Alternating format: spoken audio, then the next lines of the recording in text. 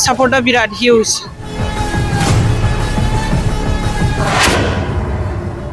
BPFनि बिजाथि सिउलि महिलारिखौ देरहाहोनो लैहोर लैहोर रायजो राजाफोरा ओंखारदों।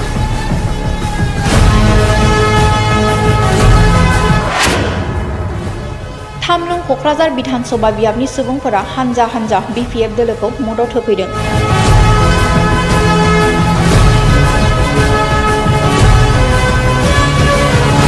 फैगौ 9 एप्रिलाव जानो गोनां आसाम बिधान सभा बिसायख'थिनि थाखाय NDAनि बिजाथि सिउलि महिलारिखौ देरहाहोनो 3 नं क'क्राझार बिधान सभा बियाबनि रायजो राजाफोरा लैहोर लैहोर ओंखारनानै हाग्रामा महिलारि दैदेननाय BPF दोलोआव जयनिं जाफैयो।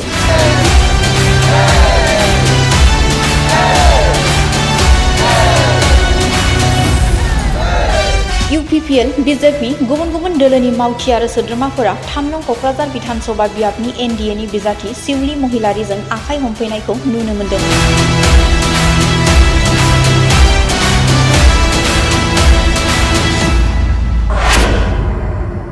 थारैनो मा जालांनो हमखो UPPL दोलोनि हेफाजाबगिरिफोरा?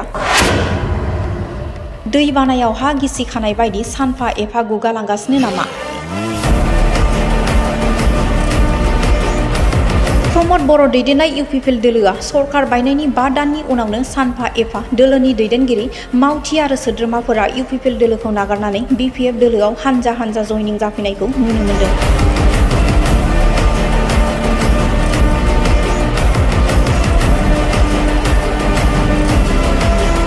थिग बेबायदिनो 3 नं क'क्राझार बिधान सभा बियाबनि BPFनि बिजाथि सिउलि महिलारिखौ देरहाहोनो थाखाय लैहोर लैहोर रायजो राजाफोरा हेफाजाब होनायखौबो नुनो मोन्दों।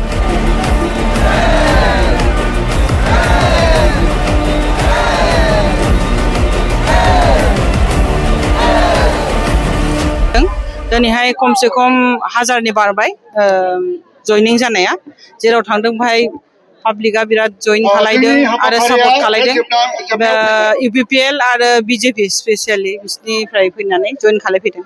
नङा रायजो राजाफ्रानो लेंहरदों लेंहरनायावसो जों फैदों बिथांमोन खावलायनायाव जों फैनाय जादों आरो ओरैनो रायजो राजाफ्रा दा माबायदि सापर्टखौ मोननायखौ सापर्टआ बिराद हिउज माने एक पक्ष जानानै दं बायदि आरोखि ना जेरैबो जा प्रत्येकटा गामिनिफ्राय प्रत्येकटा प्राइमारियावहाय फुल सापर्ट जों मोनदों आरो बेखौ जोङो MCL इलेक्सनावबो नुनो मोनाखैमोन जा MLA इलेक्सनाव बिराद सापर्ट मोनदों आरो 100% 100% डाउट खालायनांगौ जेबो गैया देरहाखाबाय। Thank you.